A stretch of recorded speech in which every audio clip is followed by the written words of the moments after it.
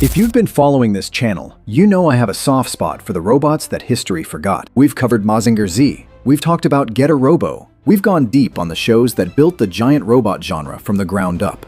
And every time I think I've found the ceiling of wild stories from this era, something new comes along and completely blows the roof off. Today, that something is Grendizer. And I need to be upfront with you right now. This is not a normal retrospective. This is a collection of facts about this show that genuinely made me stop and reread them. Twice. Because some of this stuff sounds made up. It is not made up. Here's what most people think they know about Grendizer. It's a Go Nagai giant robot show from 1975. It's technically a sequel to Mazinger Z. It was huge in the Middle East, and it kind of fizzled everywhere else. That's the conventional wisdom. That's what floats around in anime circles. Almost all of it is wrong, or at least wildly incomplete. What I'm going to do today is walk you through 11 facts about Grendizer, ordered specifically so that each one hits harder than the last. By the time we get to fact 8, I promise you will be talking out loud to yourself. We're going to cover the original show that Grendizer replaced, the legal battle that changed how Go Nagai talks about his own creation, the countries where this cartoon became a genuine cultural institution, and one specific law passed in 1999 that is so absurd it almost doesn't feel real. It's all right, everybody. I'm here to save you. Let's get into it. The first thing you need to know is that Grendizer almost wasn't Grendizer. Before the show we know existed, there was a different concept in development called Gat Tiger. Same basic DNA, giant robot, alien invasion, heroic pilot. But the story was darker, bleaker. In Gat Tiger, Duke Fleet's fiancée doesn't make it. She dies in the final battle. And Duke, instead of staying on Earth to protect it, leaves. He just goes. The show ends with him departing the planet he spent the whole series defending. That is a completely different emotional core. That's a tragedy, not a triumph. Somewhere in development, that version got scrapped. The robot got redesigned. The story got rewritten into something with more hope in it. And Grendizer, the show millions of people grew up with, was born from the ashes of a much darker story that never made it to air. So when you watch Grendizer now and feel this underlying weight to Duke Fleet's character, this sense that he's carrying something he never fully puts down, that's not an accident. That's the ghost of Gat-Tiger still haunting the finished product. But here's where it gets even more interesting, because the show didn't just have a mysterious origin, the robot itself has one too. Nobody in Grendizer knows who actually built Grendizer. I'm serious, 74 episodes, the question never gets a clean answer. At one point, a character states that the Vegans, the alien empire doing the invading, built Grendizer using resources they stole from planet Fleed. That sounds like a clear explanation. But then you have Maria's pendant. Maria is Duke's sister, and her pendant has the ability to locate Grendizer from anywhere in the galaxy. Not just on Earth, anywhere in the galaxy. Think about that for a second. If the Vegans built this robot after invading Fleed, why would a Fleedian royal family heirloom have the ability to track it across the universe? That's not a design feature you add to a weapon you just invented. That implies a connection between the Fleed royal family and Grendizer that predates the invasion entirely. The show never resolves this. It just leaves both ideas sitting next to each other for 74 episodes and lets you figure it out. Now, some people see that as sloppy writing. I think it's actually one of the reasons the show has lasted. A robot with an unexplained origin is more interesting than one with a fully documented manual. It gives the audience something to argue about. And Grendizer fans have been arguing about it for 50 years. That's important, but if you don't also know the business side of this story, you're missing what might be the most revealing piece of the whole puzzle. Go Nagai created Grendizer. He also, for years, didn't see a single yen from its international broadcast. Toei Animation owned the distribution rights and simply didn't pay him royalties when the show aired overseas. This wasn't a gray area or a misunderstanding. It went to court. In 1986, 11 years after the show first aired, the dispute was settled in a legal judgment. Now here's why this matters beyond the obvious injustice of it. You've probably heard Go Nagai describe Grendizer as a side project, something separate from the main Mazinger continuity, something he's a little distanced from artistically. And a lot of anime historians have taken that at face value, interpreted it as a creative statement, like Nagai just didn't feel as connected to this one. That's not what it is. It's a legal scar. When your most internationally successful creation is also the thing that cost you a decade of royalties and ended in a courtroom, you don't talk about it the same way you talk about everything else.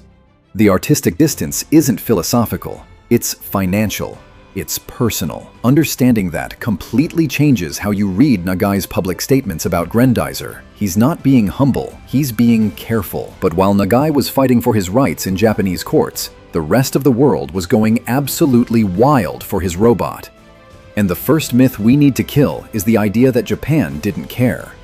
The story that Grendizer flopped in Japan is not true. The show averaged a 20.9% audience share across its run. Episode 21 peaked at 27.6%. To put that in context, a 27% share in 1970s Japanese television is not a failure. That's a phenomenon. So where did the flopped in Japan myth come from? Merchandise. Mazinger Z's toy line was a commercial juggernaut. Grendizer's merchandise didn't hit those same numbers.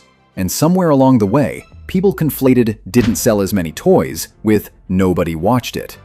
Go Nagai has had to correct this in interviews more than once. The show was watched. It was popular. It just didn't move plastic at the same rate as its predecessor. This is actually a really important distinction because it tells you something about how we measure success in anime. Ratings and merchandise aren't the same thing. A show can have millions of viewers and still be considered a commercial disappointment if the toy line underperforms. That gap between cultural impact and commercial performance is exactly what makes Grendizer's story so strange. Because when you look at what happened outside Japan, commercial disappointment is the last phrase you'd ever use. Italy got the show in 1978 under the name Goldrake, and Italy lost its mind. The show was so popular that Toei and Italian broadcasters did something that had essentially never been done with an anime before in Europe. They compiled random episodes together and released them as theatrical films in cinemas. People paid money to sit in movie theaters and watch Grendizer episodes on a big screen. Both Italian theme songs became major pop hits. The second one surpassed 1 million copies sold. A cartoon theme song, 1 million records. For context, Italy in 1978 was not a country with a huge history of anime fandom. There was no established community, no conventions, no infrastructure. Goldrake didn't grow out of an existing fan base. It created one from nothing. It walked into a country with no context and became a cultural touchstone in under a year. That's not a show that flopped. That's a show that rewired a generation.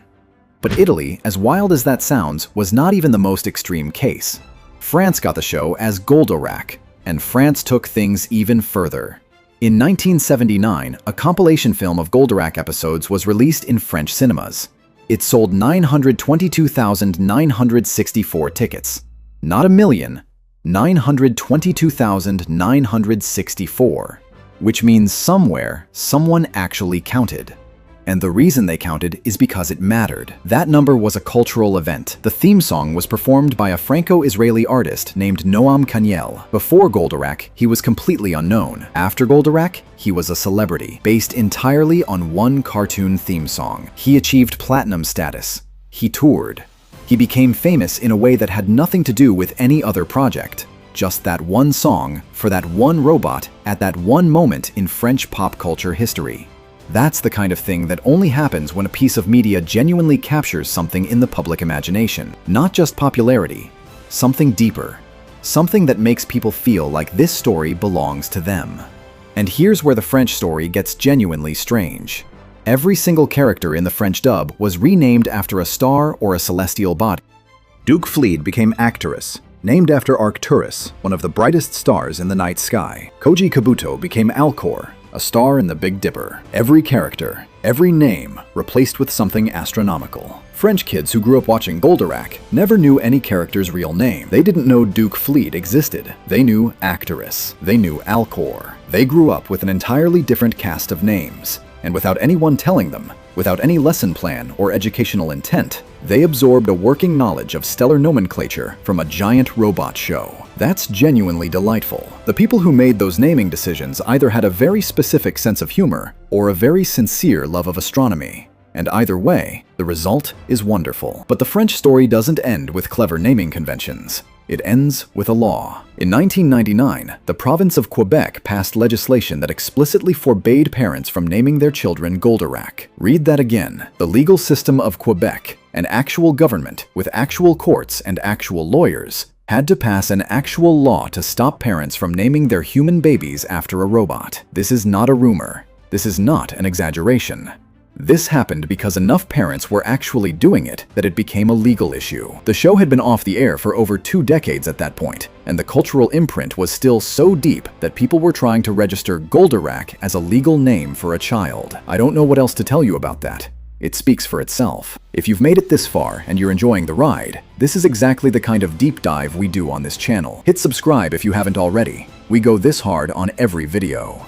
And if you want to keep the robot train going after this, I've got a full series on Retro Mecha that'll fill your entire afternoon. Links are in the description, but we're not done yet.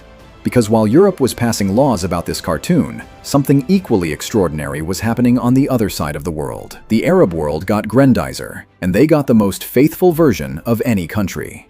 While France renamed every character and Italy repackaged episodes for cinemas, the Arabic dub kept the original Japanese character names intact. It kept the original insert songs. It ran with almost no censorship, which, given how protective some regional broadcasters can be, is genuinely remarkable for a show with this much combat and emotional weight. The Lebanese pop star Sammy Clark recorded the Arabic opening theme. And here's the thing about Sammy Clark. He still performs those songs at concerts, decades later, because the audience still wants to hear them. Because for an entire generation across the Arab world, that theme song is not just a cartoon memory, it's a piece of identity. There is a store in Kuwait dedicated almost entirely to Grendizer merchandise. Not a section of a store, a store. In 2024, you can walk into a shop in Kuwait City and buy Grendizer figures, posters, and collectibles as if the show aired last year. That level of cultural longevity doesn't happen by accident. It happens when a story lands at exactly the right moment for exactly the right audience. Grendizer arrived in the Arab world and found people who connected with Duke Fleed's story, a prince who lost his home, who was living in exile, who was fighting to protect people who weren't even his own, in a way that felt personal. The show resonated because the story resonated, and that resonance never wore off. That's a powerful thing. But the final fact on this list is a different kind of powerful entirely. In 1978, South Korea released a film called Run, Mazinger X. The designs in that film were copied directly from Grendizer. The robot, the saucers, the visual language of the show, all of it reproduced without authorization, without a license, without Toei knowing anything about it. And it was released in Korean cinemas before the actual Grendizer series had even officially debuted in the country. Korean kids saw a bootleg version first. An unauthorized, unlicensed, theatrical pirate version of a show that hadn't even legally arrived yet. By the time Toei figured out what was happening, the phenomenon was already out of the bottle. The cultural footprint had already been made. There was no controlling it, no containing it, no retroactively managing the rollout. Grendizer had arrived in South Korea the way a rumor arrives, ahead of the official story, already believed by everyone. That is the measure of how much demand existed for this show. It was so wanted that an entire country produced counterfeit versions of it before the real thing got there.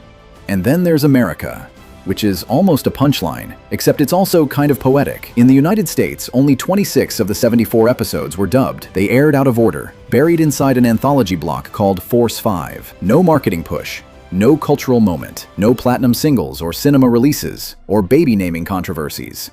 But here's the twist.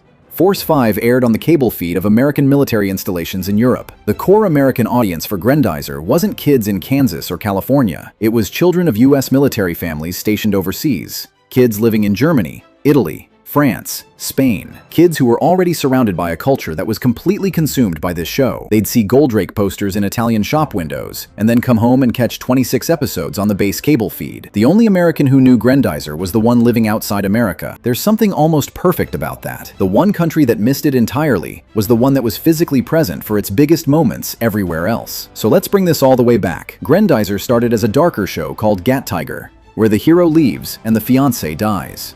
It became something more hopeful, but never fully explained its own robot's origins across 74 episodes. Its creator had to sue to get paid for it, which is why he calls it a side project. It didn't flop in Japan. That's a myth built on toy sales.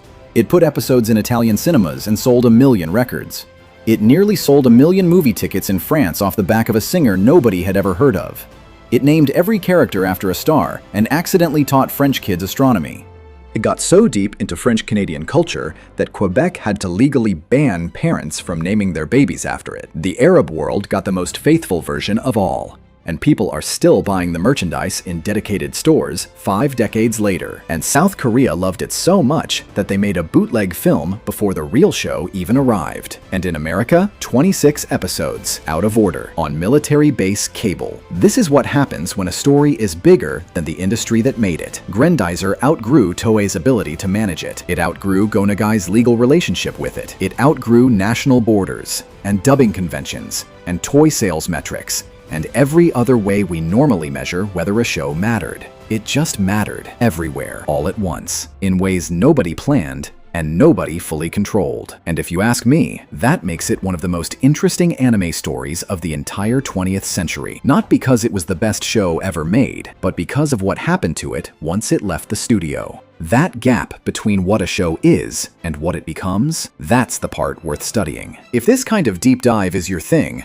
go check out the Mazinger Z video next, because the story of how that show set the stage for everything Grendizer became is just as wild as anything we covered today. It's linked right up on screen. And if you have a Grendizer memory, if you grew up with Goldorak or Goldrake or the Arabic dub, or even those 26 scrambled American episodes, drop it in the comments.